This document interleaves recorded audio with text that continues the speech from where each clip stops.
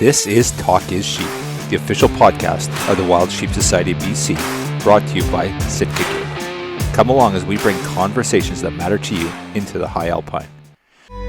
This episode is sponsored by our conservation partner, Yeti. Thank you Sitka Gear and Yeti for investing in healthy wildlife and sustainable ecosystems. Ladies and gentlemen, this is a podcast that I've been looking forward to for a very long time. In our 2019 Salute to Conservation event in Kamloops, we had a great event planned, and we had a guest. It was the daughter of famed outfitter guide Frank Golata. Miss Frances Golata Nicolson was going to come to our show and speak for us. And I was so excited about it. Honestly, I was looking more forward to that than anything throughout the show. And everything was aligning nicely. Frances had agreed to everything, and it was all coming together really, really well. And then, as some of you may recall, that 2019 show ended up getting stood down because of the COVID-19 pandemic. And here we are today. So through great support of the Wild Sheep Society BC, Jonathan Proctor. Jonathan's done so much for the society, the lead of our One Campfire initiative, and so many other things. We're able to put this together today. I've shared this with some friends and some supporters of the podcast, and everyone's just absolutely looking forward to this conversation today. So, ladies and gentlemen, I would like to welcome to Talk is Sheep, Miss Frances Golata Nicolson. Welcome, Frances, and Jonathan. Good evening. Thank you for being here. Glad to be here. Awesome. Really, really excited. So we're recording this. We're doing it via phone, which is a little bit nuanced for us. So for our listeners, bear with us. The audio quality is excellent. And Frances, you sound amazing. I'm just really excited to dive into kind of your life and your experience. And maybe to start things off, Frances, if you could just talk a little bit about where you're at today, and then maybe let's just go back to those very early days, young Frances Golata, and sort of your upbringing and your relationship with your dad and your family. And I've done my own research on this, but I'd love to hear it from your perspective, and then where you're coming at from today. And even, for our listeners, I'm sure most don't know. I'd love to, if you'd share with us sort of, I guess maybe your age or something there close to it, maybe a decade that you're in, so people have an idea, because I think a lot of our listeners don't know a lot about the history. Well, okay. I was born in Dawson Creek in 1938, which puts me at 87 years.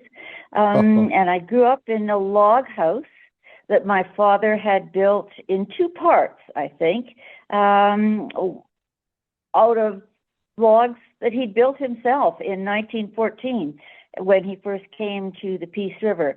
And I want to step back a bit, because Frank was born in 1890, and his family were immigrants from Poland. He was sort of the oddball in the family, which was quite large. His mother allowed him to camp out underneath the stove in the kitchen, and he always, even from the time he was a little boy, wanted to be in the forest. And he had friends that went out, and he camped. He drew cartoons of himself with his friends, and of course he was a hero and told them how to do things. And the family was very strict. Grandmother was a Martinet, I think. She insisted that everybody go to school. First of all, the oldest daughter would go to school. All the other children would work and support them. And then when she got through, then the next child would go to school. Everybody would support that person. Frank got sort of tired of that. He ran away from home when he was about 19, I would think. The family, he just walked away. The family didn't hear from him for about 6 months or so. And during that time, he hoboed around the United States. He went to Tijuana, I believe, and worked in the racetracks there. I have a picture of Acapulco, which has his writing on it. He followed the harvest tribes that went around from farm to farm, thrashing and gathering up. This is through the United States. And then he worked his way north and finally wound up on the Grand Trunk Railway in Montana. That was where he first heard of Canada allowing people to have a quarter section of land when, if they proved up and did a certain amount of improvements on that land, they could register and get the land more or less free. He joined up with some people who were going to Edson and continued up. Edson, of course, is a city, small city, just east of Jasper Park. And then he continued from there on up to a little town called Rolla. He wasn't one of the first people there. The first people there were in 1907 with Joe Walton and a family by the name of Trombley. But in the few years between then and Frank's coming in, there had been more farmers come in, and the area filled very quickly. It was a time when young men and women and children did remarkable things. They lived under really difficult situations, starving in a lot of cases. I know of one family who trapped mice in the granary because the mice were grain fed in the granary and they ate mice. Father and his partner one year lived on rabbits, which they had to chase down and club because they didn't have enough bullets to shoot them. And they boiled them because they didn't have enough fat to cook them in any other way. So he lived for a winter on boiled rabbits and tea. And during that time, proved up the property, built a house on it, which was about 24 by 14, and cleared off some land and started farming. And the following spring, he went off to Grand Prairie, which was about 100 miles away, to apply for his land and get title to it. He had a small cache of food when he left and put it in a tree, got the title to his property, and came back to Rolla, walking all the way. The cache of food was rifled and taken. So when he got back, there was no food there. He walked all the way, the 100 miles to Grand Prairie, and the 100 miles back again with no food.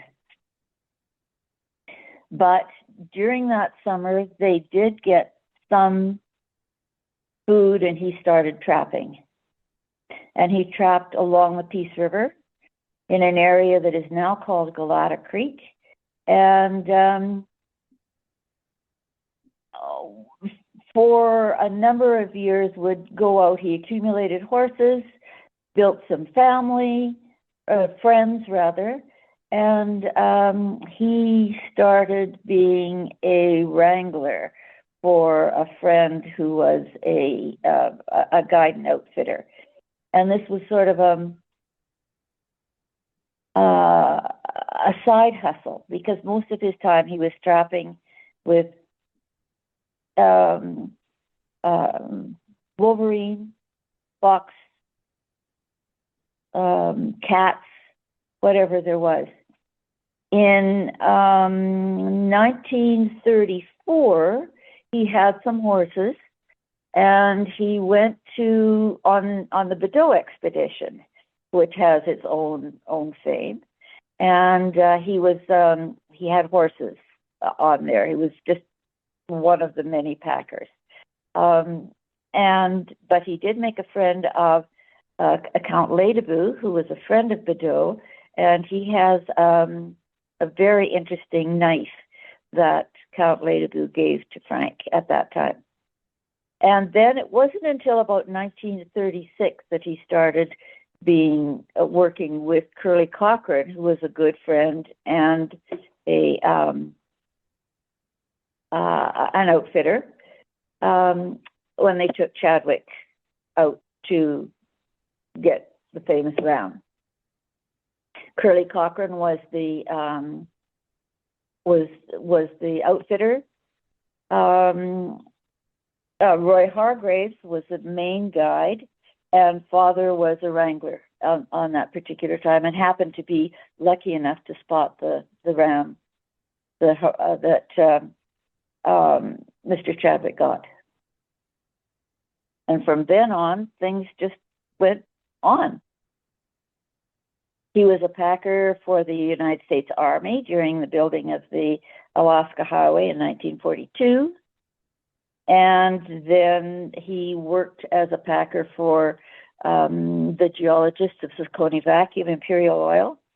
And in 1945, or thereabouts, he went out with Jack O'Connor, then gun editor of Outdoor Life, with a man called Ducombe, who was a doctor.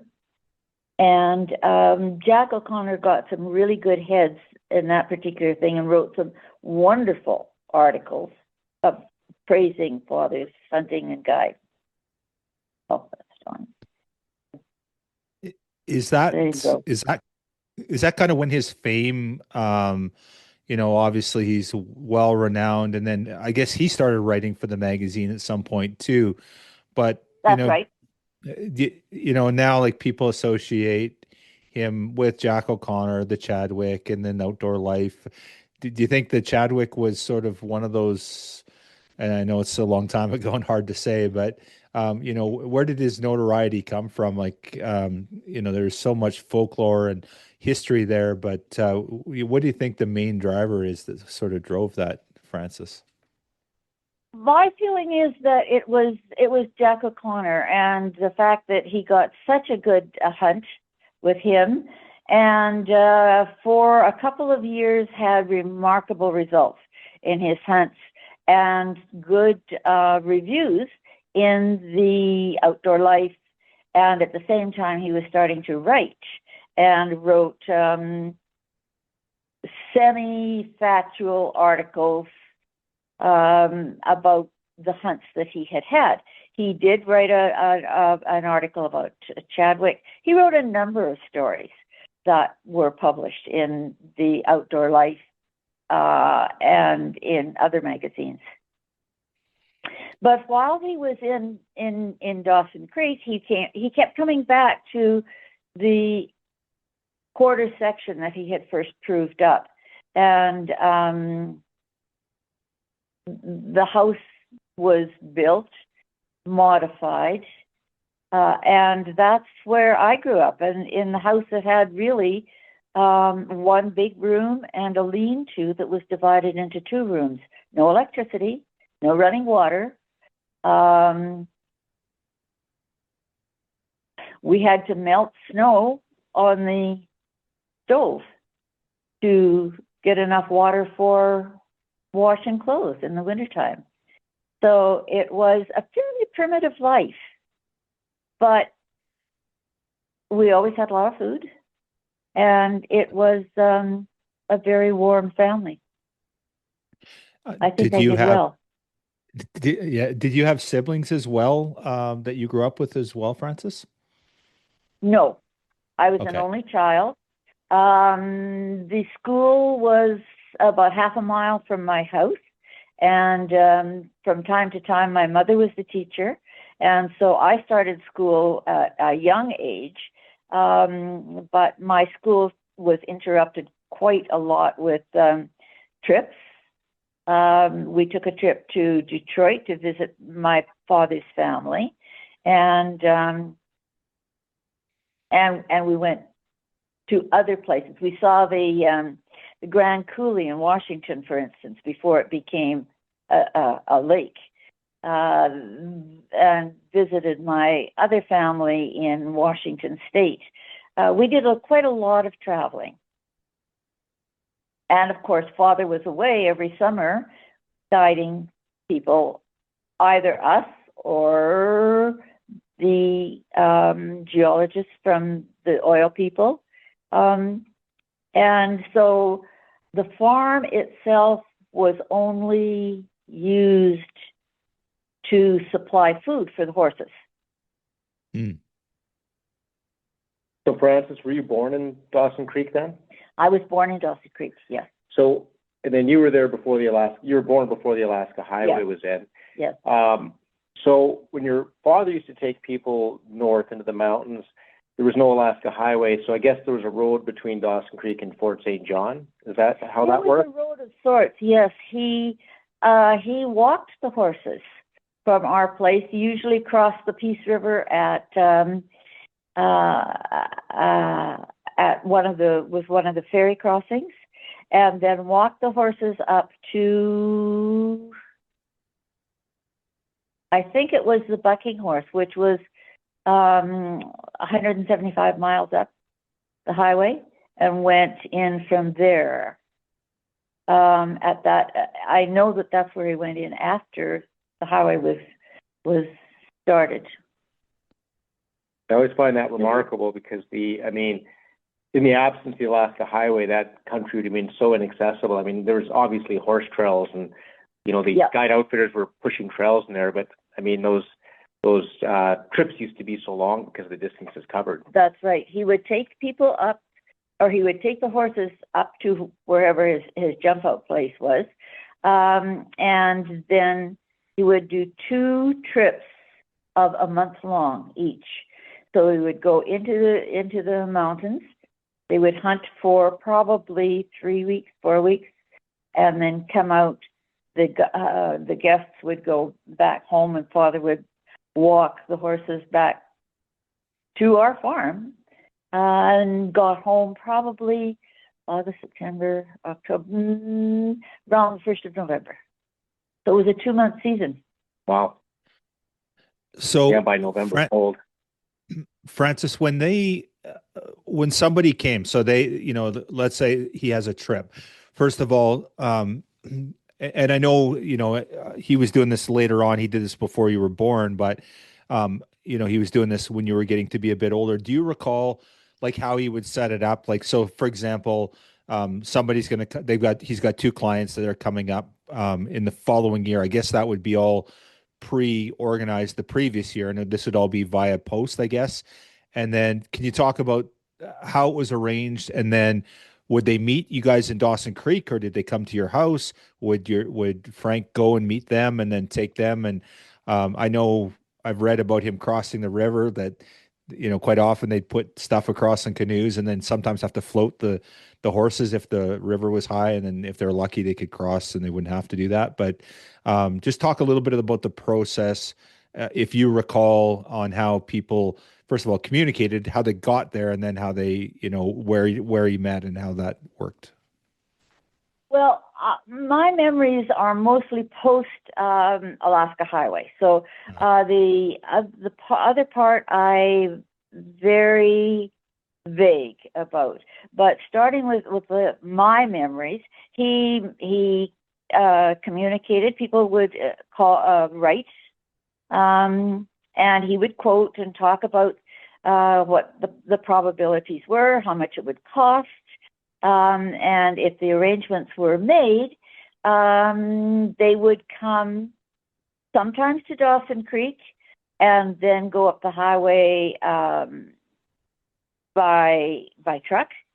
We loaded the horses into large trucks, and they would load maybe 12 horses per truck, head to tail. And actually, the horses quite liked it. They would go up and to the Bucking Horse River. Brown was the name of the person that was there. His daughter became a quite an active outfitter herself, and she was younger than I. And Wes Brown, was his name. And then they would unload Father had spent, months, at least a couple of months prior to going out, getting all of the food organized. He had a list that he would go and getting the meat prepared, the pigs prepared for the food. All of the horses had their saddles fitted, and he was meticulous. He was really meticulous, both preparing for the hunts and on the farm itself. For instance, he would go around every spring and wiggle every single fence post, every 16.5 feet, all the way around the property to ensure that the fences were secure. That was the sort of detail that he would go. He was very good with his hands and that sort of thing. To go back to this, the guides or the hunters would possibly come up with Mother in the truck, who we would load the saddles, the packs, the tack into the truck, and Father would go up with the horses. Mother would drive the hunters up to the bucking horse, and then meet them again at the end of the trip, take them back to Dawson Creek, and then they would go back from Dawson Creek. There was an airport at Fort St. John at that time, and there was an airport in Dawson Creek. So they probably flew into either one of those two cities. There was a couple of people that did come and stay with us, sent a little trailer, and lived at our place while the man was off hunting. Wow. Absolutely awesome. And the horses, it was funny. The horses would all line up, and they were quite excited. And we had one horse that was a little bit of a rebel, and he decided at one particular time that he was going to jump over the edge of the truck with the horses all loaded up. And we looked at and wondered what the heck Father was going to do about this, where the horses would all be unloaded. He came along, he got out a 2x4, walked up, hit the horse over the head. The horse reared up, back into the box, and that was that. No problem. But he trained his horses. He would whistle for them, and they would all come up from various parts of the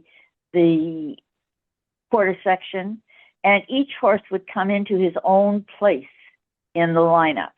And if there was a spot missing, the horses would leave a spot, and the horse would come up and come into his place. So they all knew where they were going to go, and they enjoyed it by and large, I think. How many horses did your dad take up there? About 20. Most of them were horses that we had had for a long time. He'd been collecting them for a long time. Some of them were colts that he'd had.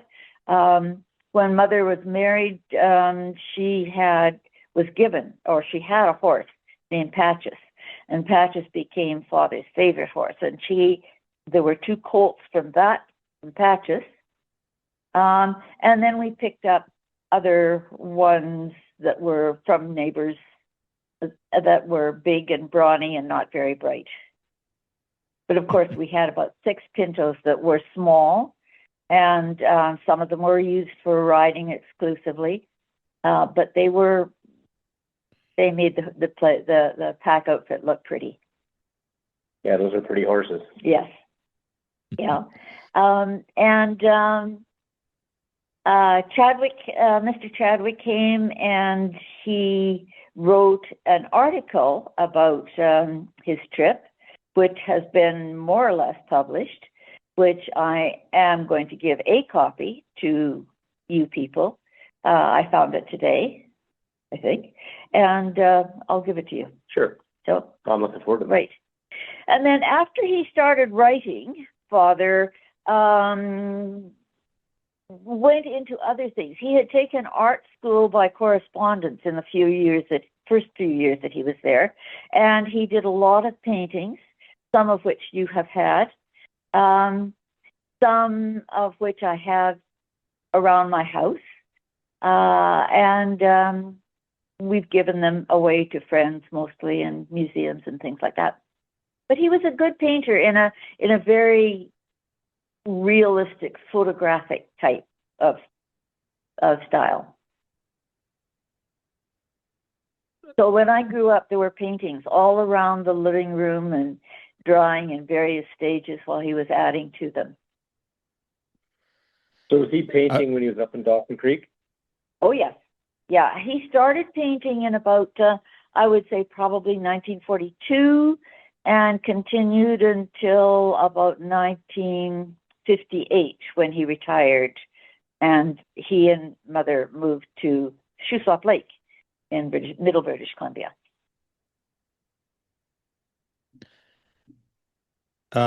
One thing I was going to ask you about was, did he talk much to you about his expeditions, his hunts? He was, he has such a reputation for, conservation effectively. He was one of the early conservationists of our time, with his approach to anything. Did he, what was your relationship like with your dad? Can you talk a little bit about, the things that he would share with you about what he was doing relating to either hunting or conservation or just his outdoor experiences? Yes and no. My father was 50 years older than I, and he was very old school. And while he was supportive of everything that I did,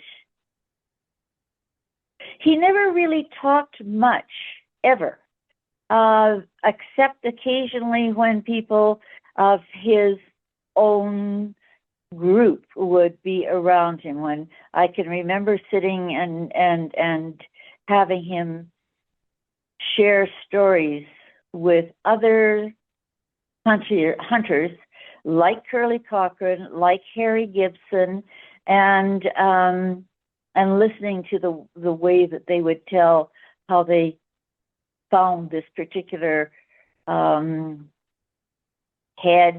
how they went after, he and his hunters went after certain things.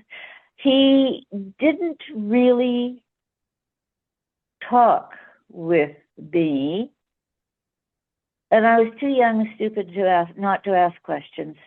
I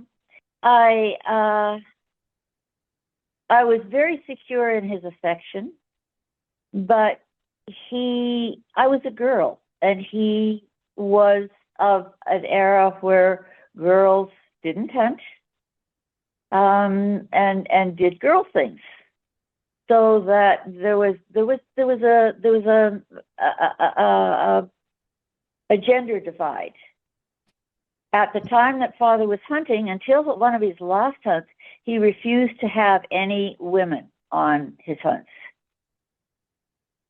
And at one particular time, he refused the brother of the Shah of Iran because he knew that this person would be not able to eat pork. And as far as Father was concerned, pork was really the only meat, other than the meat that he hunted, that he would take on his trips. So he refused that person's application. He said no. So his people, his hunters were a great range of economic people. There was a dentist, for instance, who went hunting with him twice, Doc Ducombe, and he had to save up for years between the first hunt and the second hunt so that he could go with Father.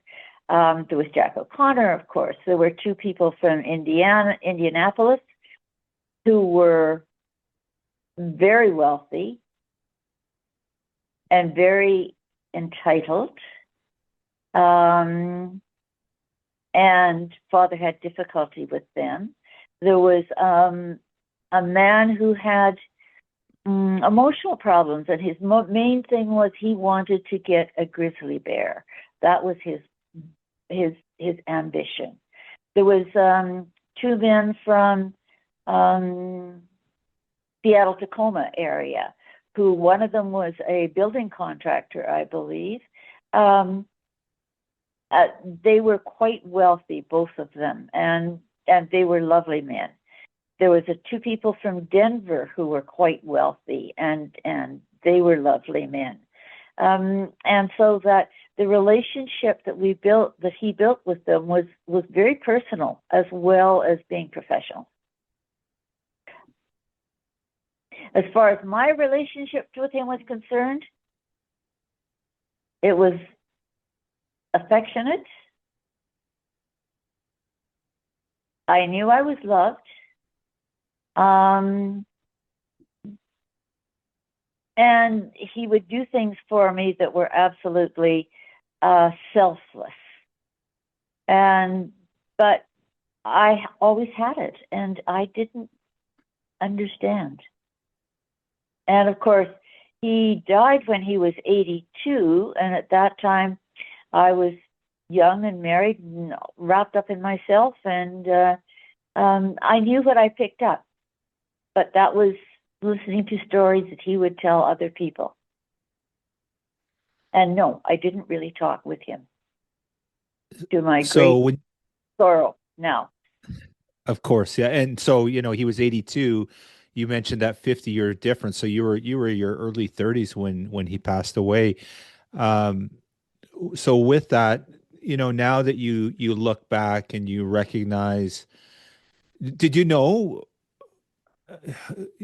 the legend that he was, even, when he was still alive in your early 30s, or it was a bit more of an epiphany as you kind of went along life, and people, people like myself would reach out to you and talk to you and hear these stories, because he absolutely is one of the most recognized names in our community. Did you kind of understand that, even like, when you were a little bit in your 20s and 30s, or was it later in life that you sort of started to go, oh, I see now? Well, it was more in my later life, probably about the time that Fanaz started being involved with making the award that features Father's name. I knew that he was well known. I knew that he was recognized for the Chadwick Ram, and I accepted that. That was just the way it was.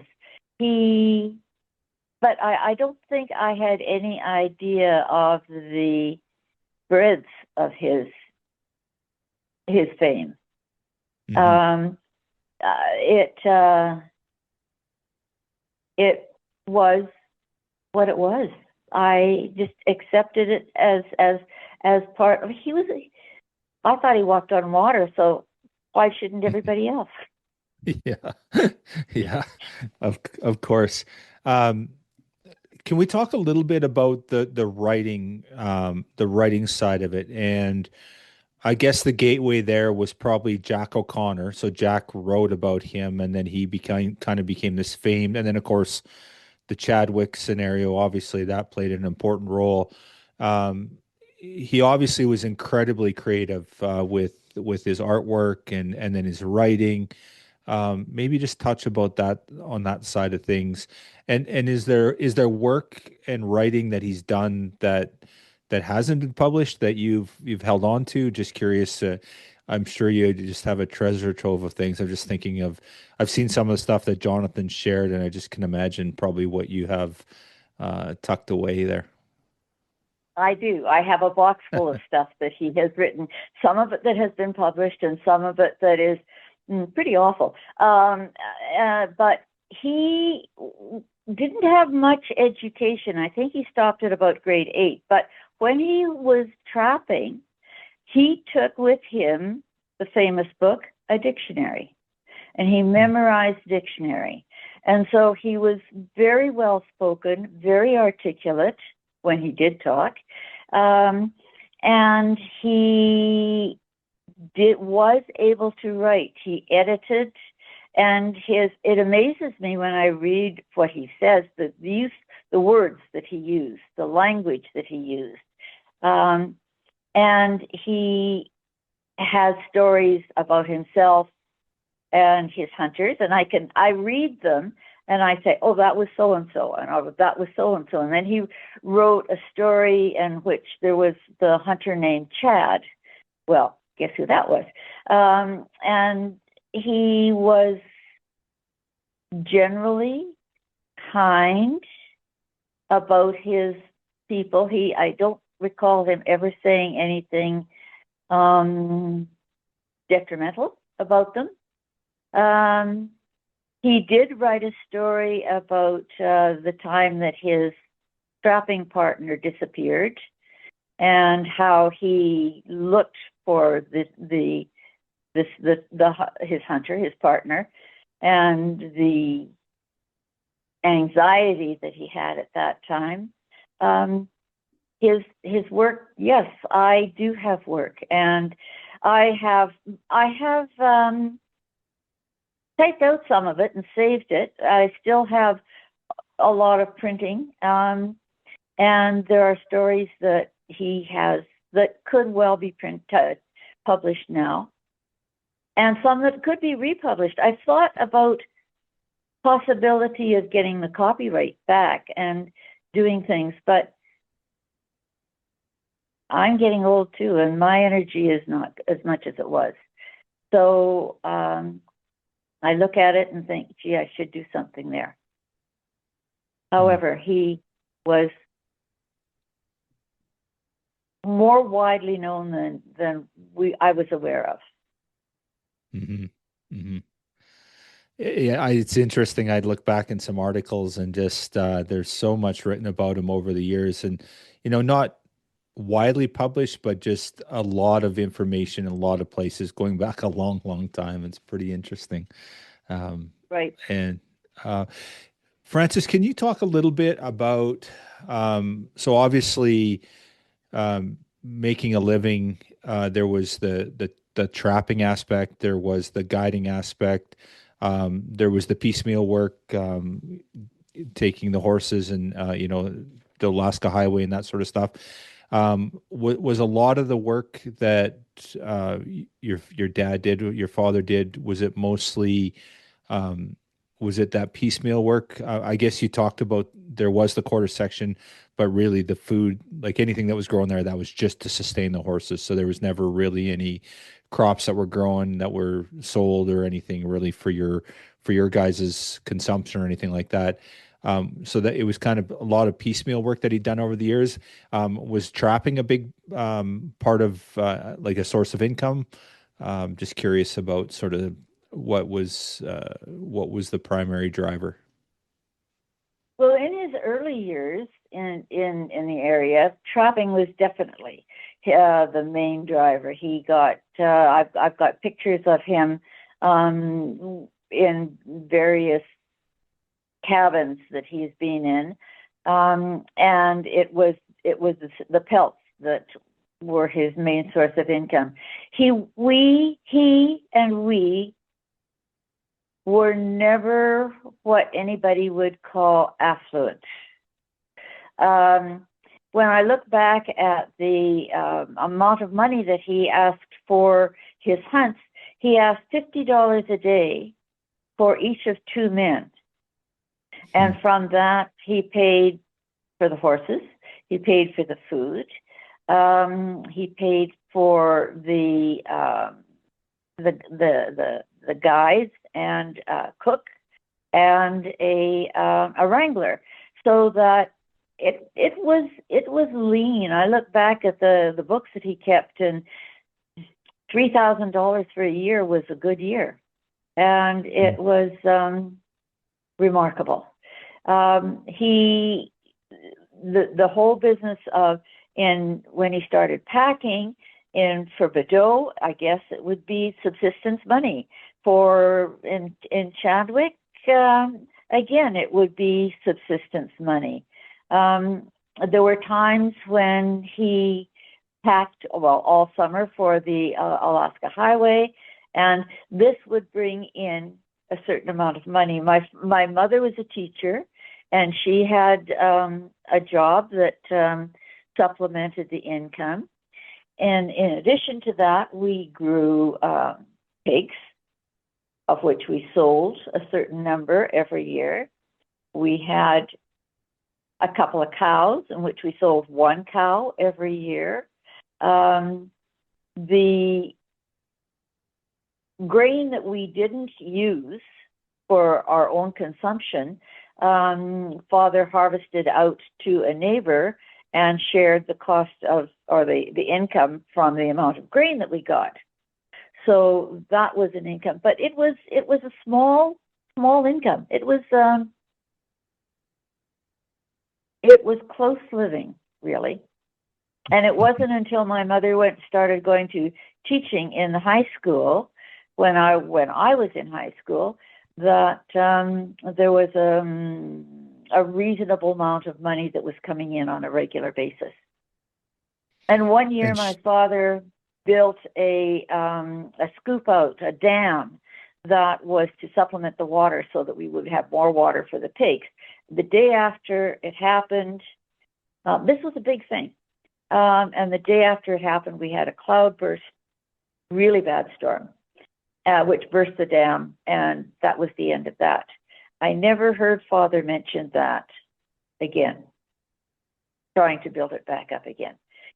So we were unable to have electricity because we couldn't afford the number of poles that ran the half mile from the main electrical line to our place, which would be maybe $300, $400.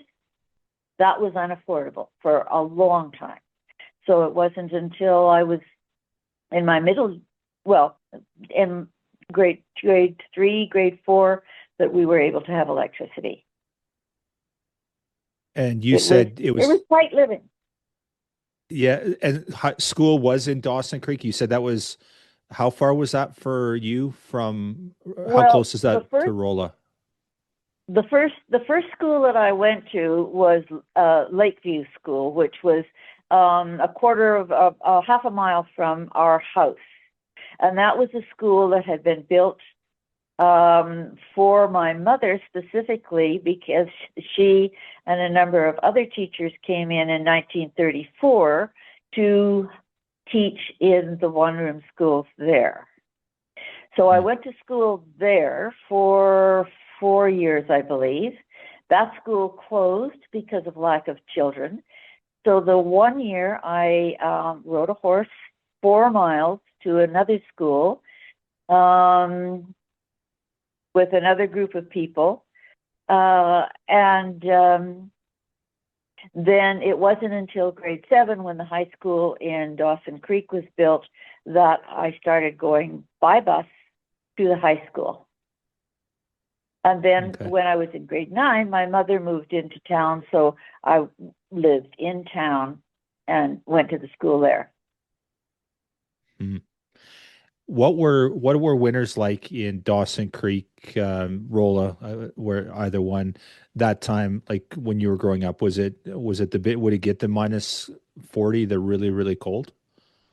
Oh yeah. I swear that I saw minus 72. People tell me I didn't. People tell me that the worst I saw was 60. But the winters when I was young weren't tremendously cold, as I recall, but there was quite a lot of snow and wind, and the winds would blow drifts between the buildings, and so that it was difficult to get into town, because most of the roads were, the north-south roads were blown in, and the snowplow would come, plow the snow apart, and then the next wind would come along, and those banks would be filled in, and you'd have a deeper amount of snow to plow. And of course, we lived to the north of Dawson Creek, so most of the roads that we went on were blown. We had an old car, and I recall driving through people's property to avoid the drifts that were in the roads, rather than driving on the roads. And it wasn't until after the war that we began to get regular snow plowing services out to our place, so the school bus could come, so we could go to town on a relatively good basis. It was cold. It was dry. When I went to Kilkerran School, which was the 4 mile away, I rode my horse, and I had Mom and Dad insisted that I wear moccasins rather than boots, because they were warmer. I had scarf around my face, and so that only my eyes showed. So the average temperature, I would say, probably -10 to -20. And when it got to really cold temperatures, you simply didn't go out. Cars wouldn't start. And when we lived in town, even then, I was within walking distance of the school, and I still there. It was. We were aware of the cold. The ground froze to 7 feet down, so that it took a long time for it to come out in the springtime. It was quite different than it is now.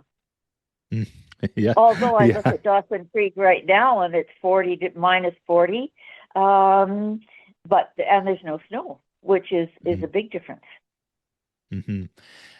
So most of the winter then, obviously Frank would be away for the 2 months guiding in the fall, and obviously at the horses and would he spend most of the winter on the trap line? Was that a lot of the effort went into that? And then you talked a little bit about sort of a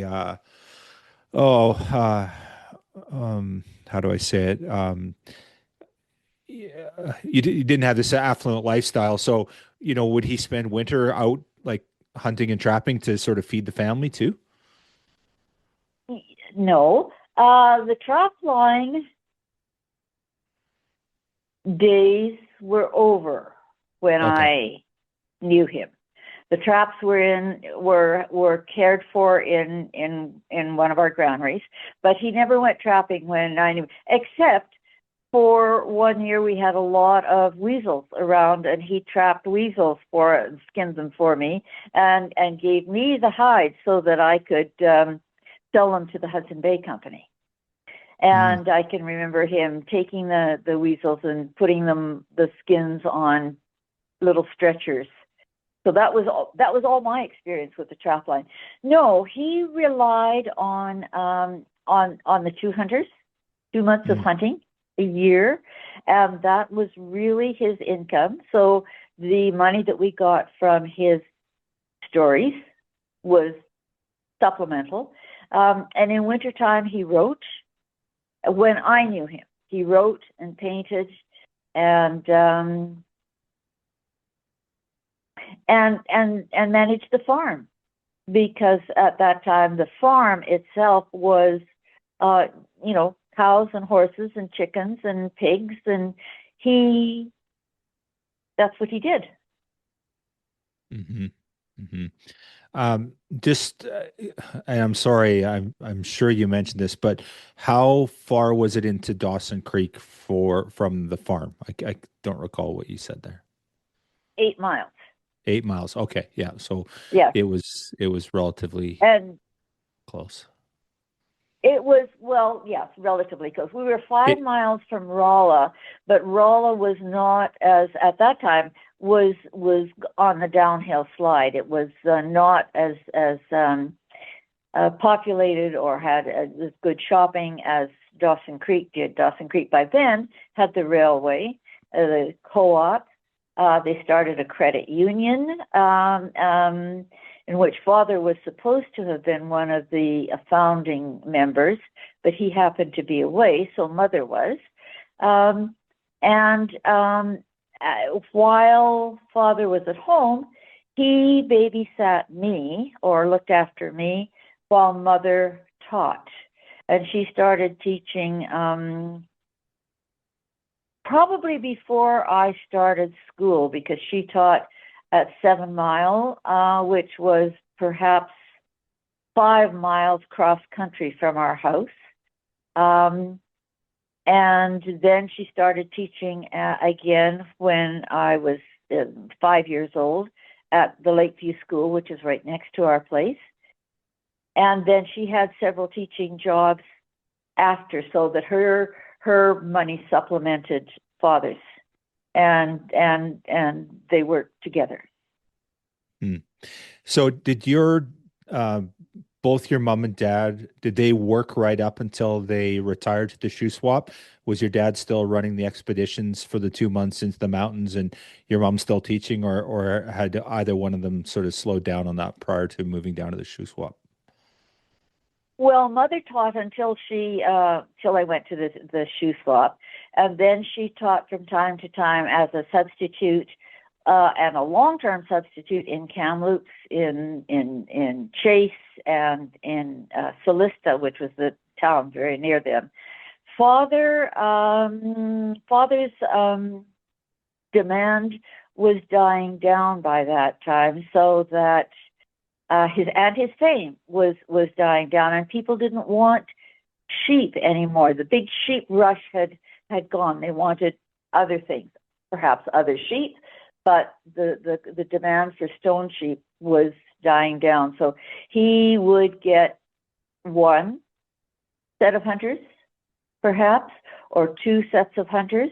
One year, he didn't get a set of hunters until almost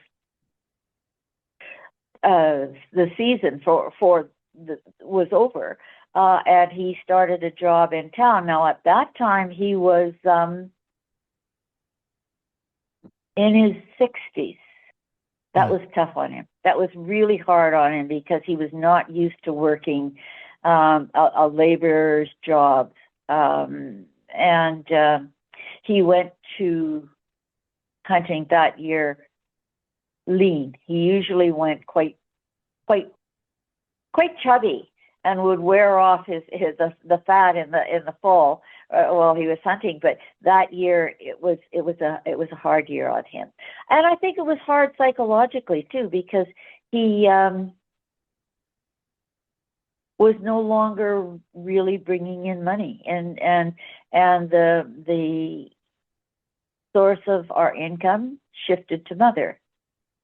Mm-hmm. But on the other hand, this is something that taught me that marriage is a partnership. It doesn't matter who is doing the income raising, because jobs have to be shared, and the whole thing of a marriage is sharing. And I think that's what I learned. Very, very cool. So the writing, how old would have, I guess, have been in his 50s when he started, because I think you said that Jack O'Connor was there in 46, so he would have been in his 50s at that time. So he started writing for Outdoor Life in his 50s, would you say? Is that accurate? Yeah. Yeah. Okay. Right. And then Yeah. I never thought of him, he was always the same age as far as I was concerned. I never realized that he was that much older, because, well, I guess when you're 5 years old or 6 years old, all grown-up men are old. And I didn't see any much difference in the age between Father and then too, some of the people that were our neighbors were contemporaries of his. As a matter of fact, Art Krull, who lived near closest to us, was one of the men who accompanied him out in 1914. So that he was Father's peer. Mm-hmm. Very interesting. So now, when he retired and moved to the shoe swap, did all the writing stop? And then what would retirement look like for, obviously, somebody that's very connected to the outdoors, loves to hunt and horseback, and do expeditions for 2 months of the fall. What did retirement look like for Frank then? Well, they bought a piece of property on Shuswap Lake and built a house of panabode, which is sort of like prefabricated logs.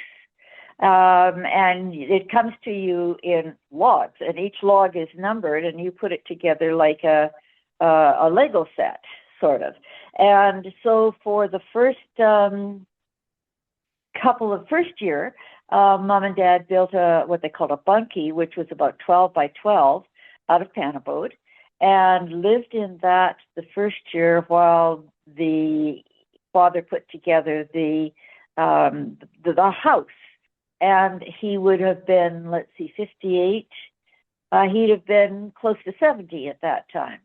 So that, and he was beginning to suffer at that time from emphysema. So that he worked very slowly, very methodically, all the time. And so he did that building the house, and then he built the interior cupboards and things like that to go with the house. So that took up a lot of his time. He had a close friend named Art May, and they would go hunting on the nearby mountains, because the mountains come right down to the lake there. And I do remember him getting a cougar, and I have eaten cougar that he served us, and one time. I'm sorry I didn't get to try more of it, because I only got it once. But yeah, he did a little bit of hunting, but it was mostly, I think, walks in the woods, he and Art. And then he cleaned up the property. Like he would clear all of the underbrush out on all the logs that had fallen off, and so that his place was like a park. And he didn't paint, he didn't write. That was all like packed up and put away. But he did believe, when he was hunting, that he was a caretaker of the wildlife. And he made sure that people didn't go over their limits. And he would hire guides that were particularly good at at tracking and finding good heads, so that his hunters were able to get the best that he could, and not more than was required. And he was involved with the starting the Outfitters Association too, now that I recall. And that was quite a big thing in Dawson Creek in probably the 40s, when outfitters sort of unionized, I guess, and got a little bit more organized and made rules for themselves and each other. Very interesting. How about himself hunting? Like, I'm sure when he was outfitting, he probably didn't have the opportunity to sort of do as much hunting for himself, but I know he took his own ram. Did he ever talk much about that? Do you have much experience with that, Frances?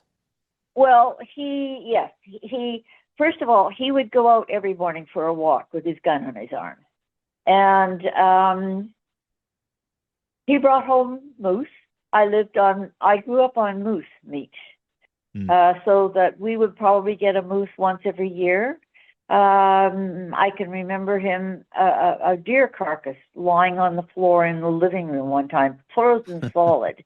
And I can remember canning moose one time, and there was moose meat all over the kitchen, and we were getting it into jars and canning it for winter. And so that was our main source of meat. He also hunted for bear, and we ate bear frequently and willingly and pleasurably. And my mother said that bear fat was the best things for pastry ever. And I can remember having ice cream gallon jugs of bear fat that we kept for cooking and pastry. Fascinating. Yeah, it was. It was. And it was interesting too, because in addition to that, of course, we had meat. We had pork. Father butchered 2 pigs every fall for the hunt, particularly. But of course, it was never all eaten. So we spent the rest of the year eating pork that had been handed down, and then they started freezers and lockers in town. So we would go into town, put stuff in the locker that was pig meat, and bear meat and moose, and take it out. And then, of course, in the wintertime, it was usually frozen, and we kept it just frozen in the air. Amazing.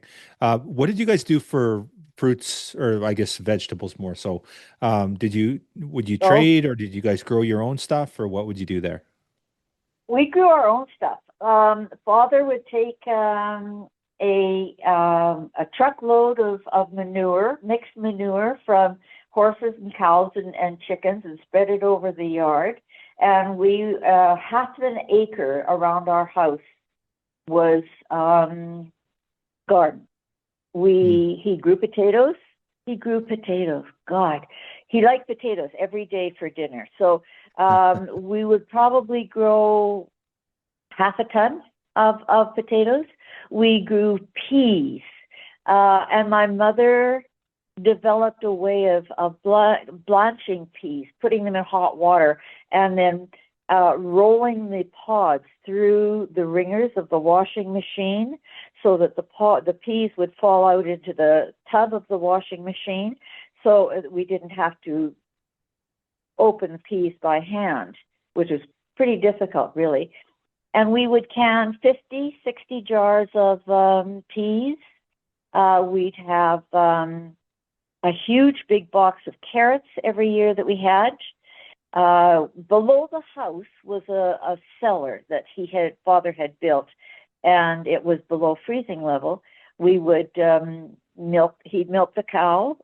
We would have milk down in the basement, letting the cream rise.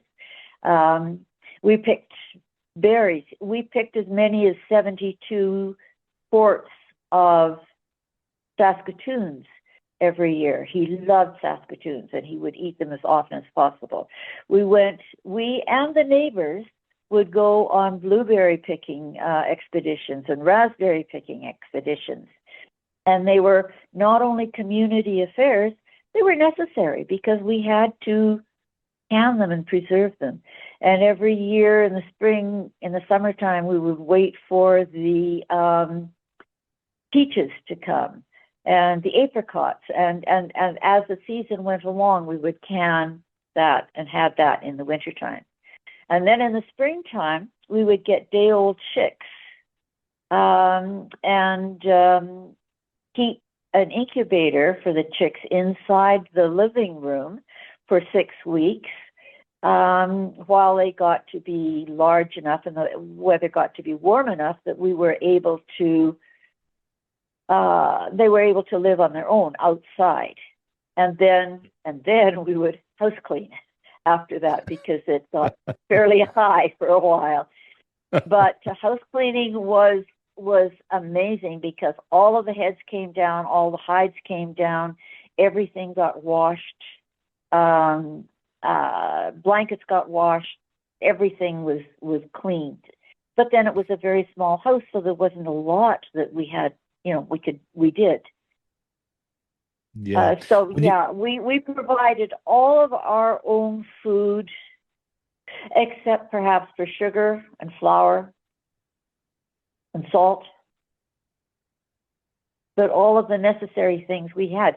We would take eggs and put them into a liquid called water glass, I think it was, which was thick and sort of pasty. I should know what it was because it sealed the air from the eggs, and so the eggs would go down into the water glass, and they would be stacked like cookies in the liquid. And we hung cabbage in the basement, and every part of the basement was full with produce of some kind. And we emptied most of it every year, every time. We canned beans, and occasionally we would get corn from the Peace River itself, because that was the only area that was warm enough to grow things like corn and cantaloupe and stuff like that. But we grew beans, we grew peas, we grew potatoes. These were all things that we were part of our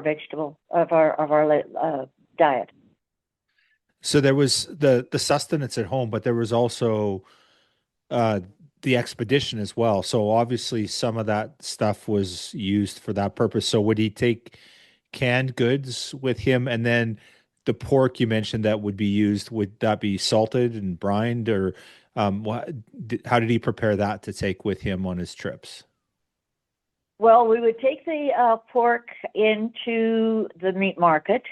They would divide it up into hams and pork rolls, or pork rolls and bacon, and they would be salted and brined and smoked. He had a smokehouse in which that went on, and then a lot of the time the meat was frozen.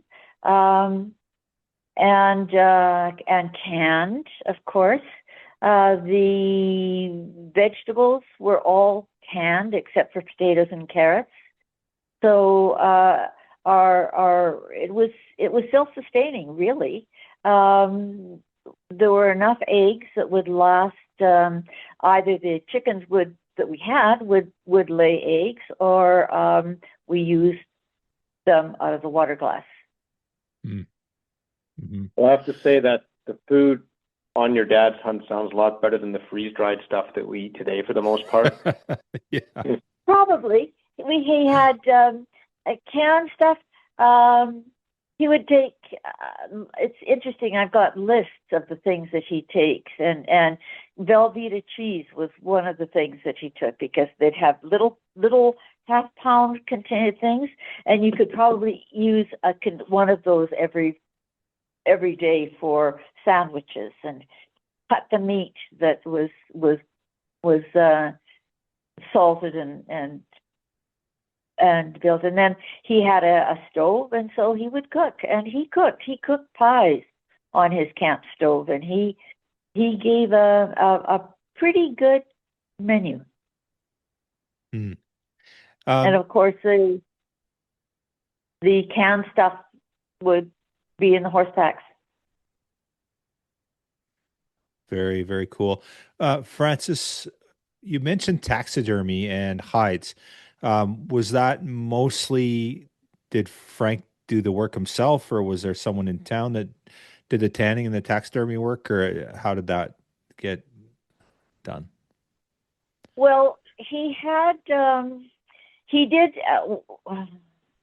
When I was quite young, he did do some work on taxidermy. The sheep that I'm donating at the moment was one of his first tries, and I believe it was on the wall in the living room, and we called it the camel because father had mounted it with a very full neck, and it was sort of rearing back on its head, and the neck was there, and he got other pieces of taxidermy work that were better, and as he progressed, he got much better, and some of his heads were quite nice, because he didn't just mount them in a forward-facing position, but he would angle them or put them so that the head was down lower than the neck. And he enjoyed that very much. But then when he started painting, he stopped doing taxidermy work. So that stopped that. So the taxidermy work that was done for the hunters always went to, I believe, Jonas Brothers in Denver, because they were the only ones that I knew of, and Father would deal with them, and that was the good. I think Jonas Brothers did the Chadwick Ram. So when they returned from the trip, your dad would see them off in the later years to the airport, or maybe on the Alaska Highway, or other. And then would the heads be at your house and then eventually be shipped down south at some point, or how did you have a bunch of stuff hanging around at your house left over from the hunt? I'm trying to remember. I believe Father crated everything up and sent them off by rail it would go down through Edmonton and then to the United States and to Denver in that direction. Because we had the railway there, and it was a long trip to Edmonton, and that was when it was to meet the Canadian Pacific and the Canadian National. And I think that would be how most of it would go. One thing I wanted to ask you about is you grew up with arguably the most renowned outfitter in the history and guide of all time. But as you mentioned, that you weren't, girls didn't hunt. And so did you grow up, what did your life look like? Did you grow up with a deep appreciation for the outdoors? Just curious on your involvement and the fact, obviously you grew up in a very rural lifestyle and a lot of, farm work and that sort of stuff. And so what did life look like for you after you left the farm? Well, for the most part, I was a farm child, not a hunting child. I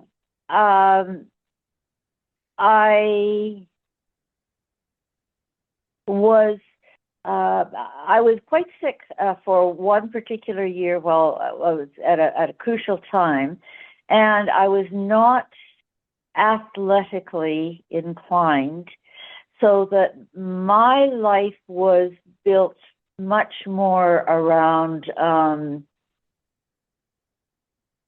being in the trees around on the farm, being in the horses on the farm, living my life in imagination and books. And so that I was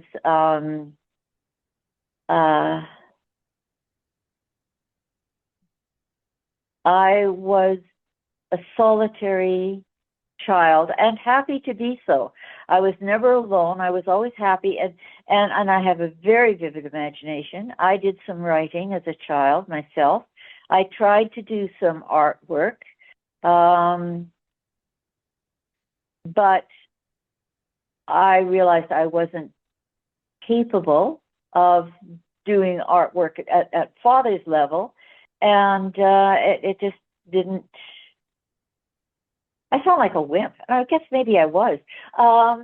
Books, books, and my imagination were what carried me through. And then I was very oriented to school, and I just did things. I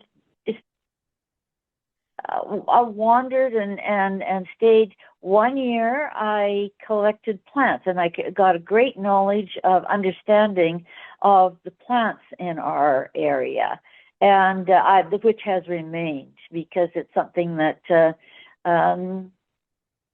is quite fascinating, and I wish I could go on. And then part of the books that I read dealt with travel and archaeology and things and history. Mostly I got involved with archaeology and and that sort of thing. So my life was much more intellectually oriented than either physically oriented or outdoor oriented, really. Mm, awesome. Very, very fascinating.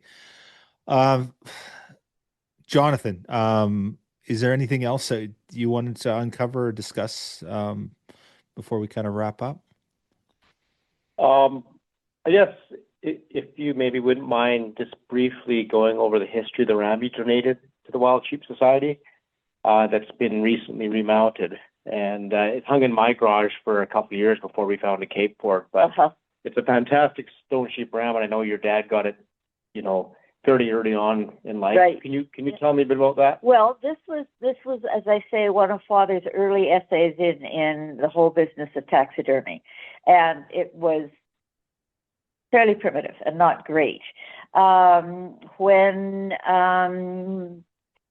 Father always wanted to get it redone, and so when he moved to the shoe swap, he took it to Abe Braun, who had a taxidermy business south of Penticton, between Penticton and Oliver, I believe. And he did a beautiful job. He found a Kate for it and redid it. And then the head stayed in our house, stayed in their house until, I guess, Father retired, or until Father died, rather. And then my husband and I received it, and we took it. Yes, that was when we took it to Abron, and he redid it. And then it was in our house for a number of years, and I loved it. It was a beautiful mount. He did an incredible job.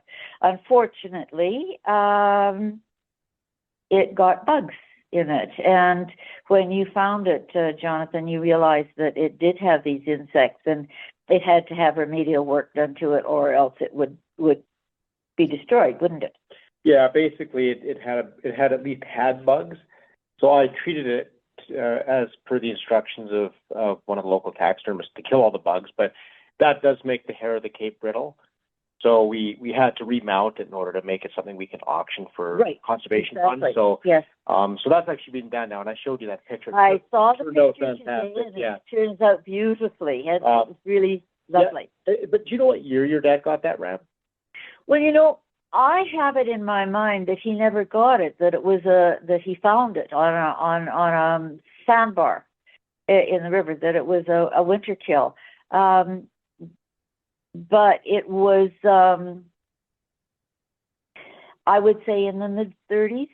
Okay, so it's it's 90 years old. Right. At the very least. I'm quite sure that it was in the house when my father and mother were married in 1937. Yes. Okay, so that's right from the beginning almost. Yes. Yeah, that's yeah, interesting. exactly.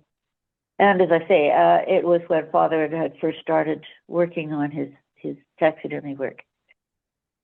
So it's got a long and storied history. Yes, it's almost a century. Yeah. Incredible. Right.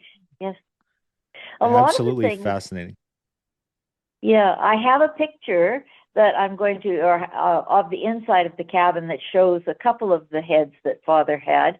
One of them was a caribou, a huge big head and antler caribou that made its way into the Rod and Gun Club here in Nelson, and unfortunately was destroyed when the Rod and Gun Club burned.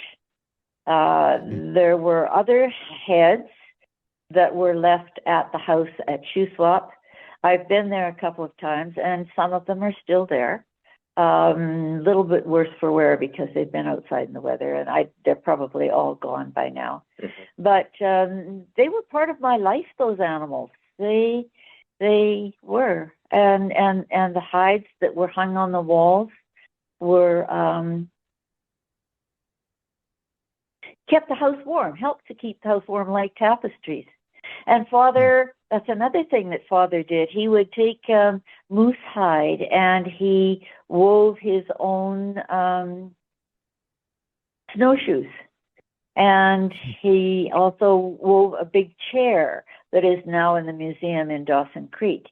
And it's sort of lattice work like rattan, but it's made of moose hide. So he was very talented with his hands. Yeah, definitely. Absolutely fascinating. Frances, And I'm so pleased to be able to tell you all of this, because oh my there goodness. are things that people don't know about his life and the intimate details and of the small things that he did. And the relationships that he had with people that were around him and the community that was around. He was well respected. He felt that things must be conserved, and he did as much as he could to keep things neat and clean and organized and beautiful. Well, it definitely makes me happy that we can, forward your generosity from some of his past items, his mount and a couple of his rifles for wildlife conservation. I think he'd be happy with that. Yeah, I'm sure he would, because he would like them to go to people that appreciate them and like them for what they are. I just have one more question. Earlier on in the podcast, you mentioned he'd written something about his trapping partner that went missing. Yes. Did he ever find him? No. Never did? No.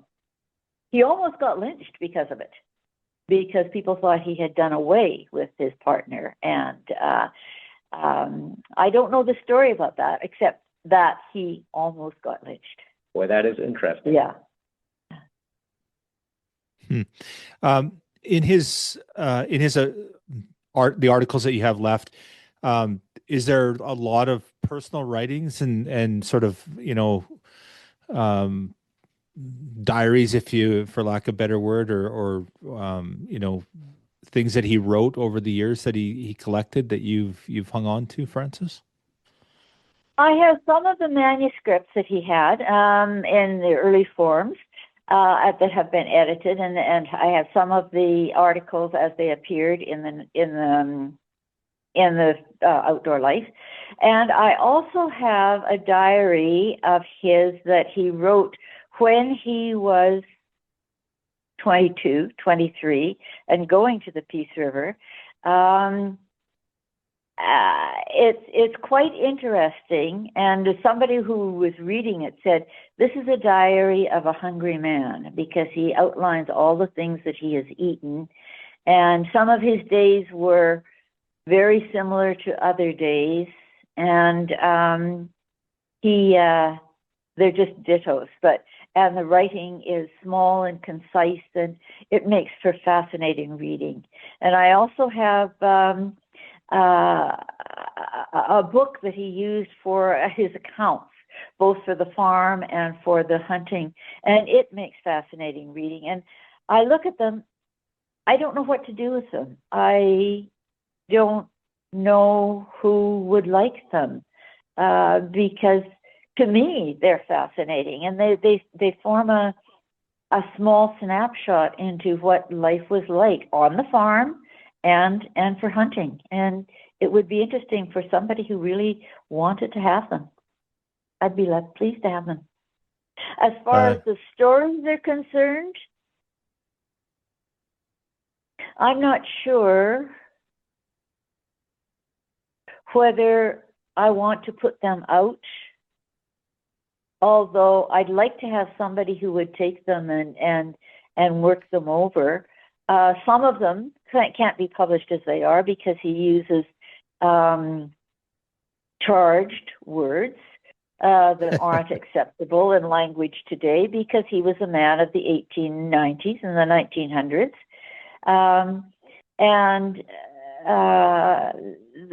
They need to be edited, but certainly the story of his going through the Peace River Canyon on a raft is riveting. I was typing away as fast as I could to find out what was going to happen, and it's wonderful. It's really good stories. absolutely fascinating. I would love to read that. I just love that history and um, yeah, absolutely fascinating.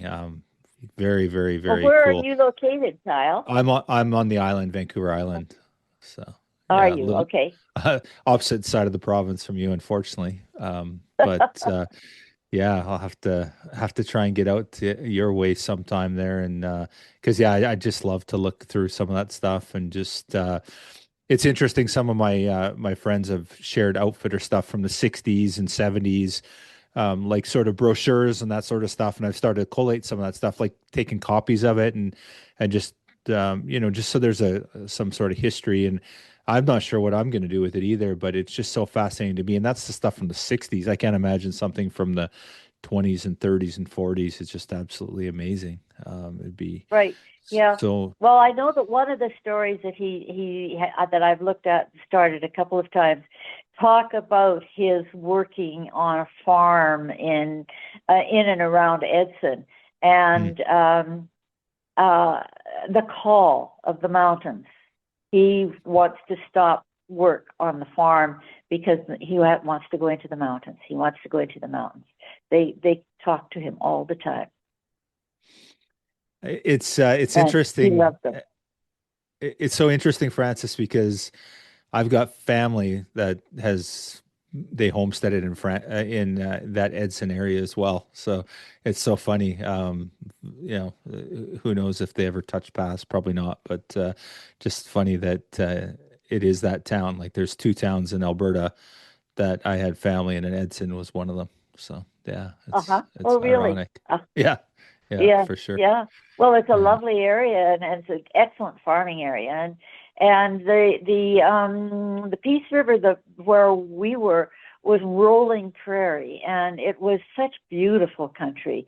Mm, There were, creeks that would go for miles and miles, and there's one place as we're coming out of Dawson Creek towards the farm, where on the correction line, you could stand there, and on a clear day, you could see the mountains. And the mountains were, what, 200 miles away? mm, mm-hmm, And it was incredible. mm-hmm. Fantastic. Yeah. So amazing. Well, I just cannot thank you enough. It's just, I just sitting here listening, just absolutely speechless with hearing your story and you regale the stories of your childhood and your experiences. You talk a little bit, I guess to close it out, you talked a little bit about your father's respect for wildlife and conservation and making sure that they're never taking too much and hiring good guides and all these important things. Are these things that you've kind of learned about since, like talking to people within the community and the guide outfitting community, or is this just something you kind of knew about him as you were growing up?